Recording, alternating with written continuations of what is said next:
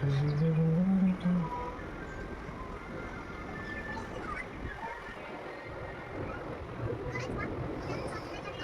দিন বসে বসে কার্টুন দেখা খালি। হ্যাঁ, তোমার কোনো কাজ নেই। হ্যাঁ, কি আনন্দ, কি আরাম। হ্যাঁ, এই বাবাজি কি করছি? হ্যাঁ, আজকে কি বাঙালদের মেনু? লোটে মাছ, চিংড়ি মাছ। হ্যাঁ, আজকে বাঙালদের মেনু। এই হলো চিংড়ি মাছ। আজকে চিংড়ি মাছ যদিও তোমাদের ঘটিদেরই মেনু, তবে লোটে মাছটা কিছুটা বাঙালদের। এই যে এখানে লোটে মাছ আছে, আজকে হবে লোটে মাছের ঝুড়ো আর পটল চিংড়ি। চিংড়িগুলো কাটা হচ্ছে এখন আপাতত। মেনুগুলো, রেসিপিগুলো শেয়ার করে দেবো সবার সাথে। কাঁচি দিয়ে চিংড়ি মাছ কাটা? কাঁচি দিয়ে তো সুবিধে হয়, চাকু দিয়ে কী করে হবে? ছোট ছোট জিনিস তো, এই যে সহজে ছেড়ে আসতেছে।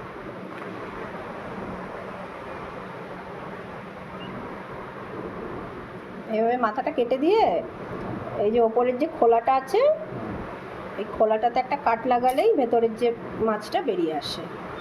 আর খোসা শুদ্ধ তো মাছটা দেওয়া যাবে না, খেতে অসুবিধে হয়। এই যে সহজে ছেড়ে কি মাছ? চিংড়ি মাছ, হ্যালো চিংড়ি। হ্যালো চিংড়ি। কি আর কাছে নিয়ে আয়।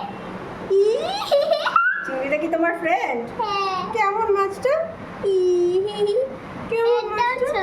ছোট ছোট। হ্যাঁ।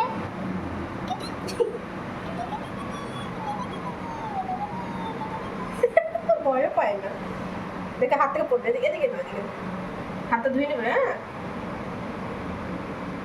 এই দেখ আরেকটা মাছ। এই দেখ, এটা কি? লোটে। বড় চিংড়ি মাছ, লোটে। লোটে। লোটে চিংড়ি মাছ। দেখে দাও, যা হাতটা ধুই না, নোংরা। যা। এখানে আমি চিংড়ি মাছগুলো ভেজে নিচ্ছি, একটু নুন আর হলুদ দিয়ে মাখিয়ে নিয়ে চিংড়িগুলো ভেজে নিচ্ছি। করব হলো পটল আর আলু দিয়ে চিংড়ি। তো চিংড়িগুলো ছাড়িয়ে পরিষ্কার করে নিয়েছি প্রথমে, এরপর এখন ভালো করে হালকা করে ভেজে নিচ্ছি, খুব লাল করে ভাজছি না। আর এদিকে লোটে মাছের ঝুড়ো করব, তার জন্য পেঁয়াজ, রসুন, টমেটো আর লঙ্কা দিয়ে ভালো করে কষিয়ে নিচ্ছি। এগুলো আলাদা আলাদা করে কুচিয়ে নিয়ে কষিয়ে নিলেই হবে, নুন, হলুদ, লঙ্কার গুঁড়ো দিয়ে। আর এখানে দিয়ে দিয়েছি লোটে মাছগুলো। লোটে মাছগুলো মাথাটা কেটে আর পাখনাগুলো কেটে পরিষ্কার করে নিয়েছি। লোটে মাছে আঁশ তো একদমই থাকে না, পরিষ্কার করা খুবই সহজ। তো লোটে মাছটা এইভাবে দিয়ে ঢাকা দিয়ে রাখতে হবে। এটা লোটে মাছের কাঁটাটা বের করতে হচ্ছে, যেহেতু ঝুড়ে করব।